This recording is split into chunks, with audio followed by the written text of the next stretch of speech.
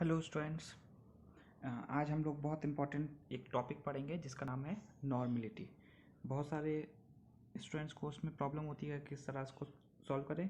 मैं आप लोगों के लिए बहुत आसान सा तरीका लेकर आया हूँ और उसके बाद उसको एक ट्रिक से और करेंगे जिससे कि वो बहुत ईजीली हम सॉल्व कर सकते हैं। ठीक है, सबसे पहले हम स्टेप बाय स्टेप देखेंगे कि नॉर्मलिटी को हम कैसे कैलकुलेट कर सकते हैं। सबसे पहला हमारे पास जो फॉर्मूला आता है नॉर्मलिटी के लिए, वो हम देख सकते हैं कि नॉर्मलिटी बराबर होता है हमारे पास number of gram equivalent of solute upon volume of solution. अब बात आती है कि नंबर ऑफ ग्राम इक्विवेलेंट हम कैसे निकालें। तो नंबर ऑफ ग्राम इक्विवेलेंट निकालने के लिए हमारे पास फॉर्मूला होता है गिवन मास। गिवन मास हमें क्वेश्चन में दिया रहेगा अपॉन इक्विवेलेंट मास। अब यहाँ एक और नई चीज़ आई, इक्विवेलेंट मास। इक्विवेलेंट मास को कैसे निकालेंगे? इक्विवेलेंट मास को निकालने के लिए हमारे पास फॉर्मूला होता है मॉलिक्यूलर मास। मॉलिक्यूलर मास हम कैसे निकालेंगे? फॉर एग्जांपल हमें CO2 का निकालना है तो मास लिखेंगे कार्बन का और 32, ऑक्सीजन का मास लिखकर इसको 2 से मल्टीप्लाई कर देंगे तो हमारे पास मॉलिक्यूलर मास आएगा। नीचे लिखेंगे उसके एन फैक्टर। अब बात आती है कि एन फैक्टर किसे कहते हैं। एन फैक्टर हमारे पास एन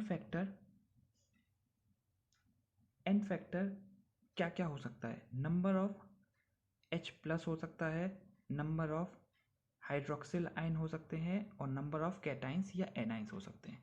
फॉर एग्जांपल हमसे कहा जाता है कि HCl का एन फैक्टर बताइए, तो इसमें जो नंबर ऑफ हाइड्रोजन आयन होंगे वो उसका एन फैक्टर होगा।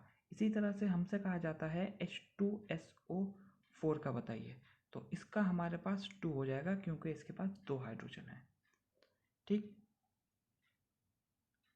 अगर हमारे पास कोई बेस है, ठीक है, यहाँ हम एग्जाम्पल देख सकते हैं, हमारे पास अगर एसिड है तो इसका एन फैक्टर 1 होगा, इसका एन फैक्टर 2 होगा।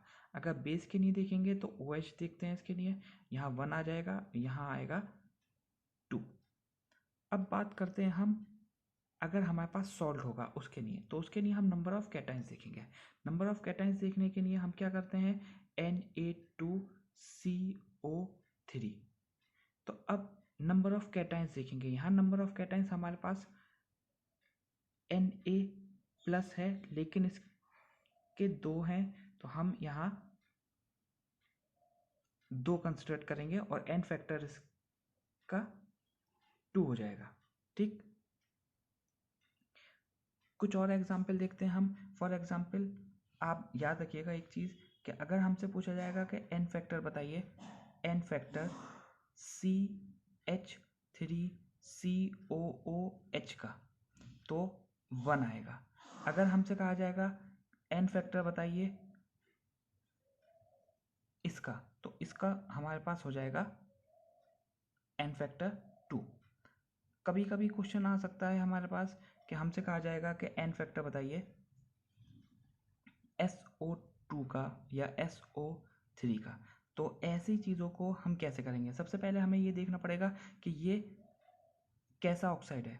याद रखिएगा ये नॉन मेटल है और जितने भी नॉन मेटल होते हैं वो सब एसिडिक होते हैं। तो एसिडिक ऑक्साइड जितने भी होंगे उनको सॉल्व करने के लिए हम क्या करते हैं, सबसे पहले हम SO2 को किसी भी बेस से रिएक्ट करते हैं। NaOH से हमने रिएक्ट किया तो हमारे पास Na2SO3 प्लस H2O, हमारे पास एन फैक्टर यहाँ 2 आ गया क्योंकि हमारे पास कैटाइंस यहाँ 2 हैं। तो एन फैक्टर हम इस तरह से निकालेंगे इसका। अब हम एक न्यूमेरिकल करके देखते हैं नॉर्मलिटी का। ठीक है, अच्छा, अभी आपको जो मैंने मेथड बताया था उसी को हमें फॉलो करना है, लेकिन हमें लास्ट स्टेप से चलना है। मतलब सबसे पहले हम एन फैक्टर निकालेंगे। क्वेश्चन हमारे पास है calculate normality of 20 gram of NaOH in 500 ml of solution. अच्छा, यहाँ पहली चीज़ हमें ये देखनी पड़ेगी कि ये ml में दिया हुआ है, हमें लीटर में चाहिए होता है, तो 1000 से उसको डिवाइड करेंगे। ठीक है, सबसे पहले हम एन फैक्टर निकालते हैं। अगर हम NaOH का एन फैक्टर देखें तो OH इसके पास 1 है, तो हमारे पास एन फैक्टर की वैल्यू सबसे पहले 1 आ गई। उसके बाद हम सेकेंड स्टेप में इक्विवेलेंट मास पे आते हैं। इक्विवेलेंट मास होता है molecular mass upon N factor. N factor की वैल्यू हमारे पास यहाँ 1 आ चुकी, तो इक्विवेलेंट मास हमारे पास आ गया 40। थर्ड स्टेप में आते हैं, हमें निकालना है number of gram equivalent. Number of gram equivalent निकालने के लिए हमारे पास फॉर्मूला होगा गिवन मास। ये हमारे पास है given mass upon equivalent mass. Equivalent mass हमें यहाँ पता चल चुका, इसको इससे डिवाइड करेंगे तो हमारे पास यहाँ नंबर ऑफ ग्राम इक्विवेलेंट आ गया। अब हमें नॉर्मलिटी निकालने के लिए जो फॉर्मूला दिया होता है उसमें पुट करेंगे।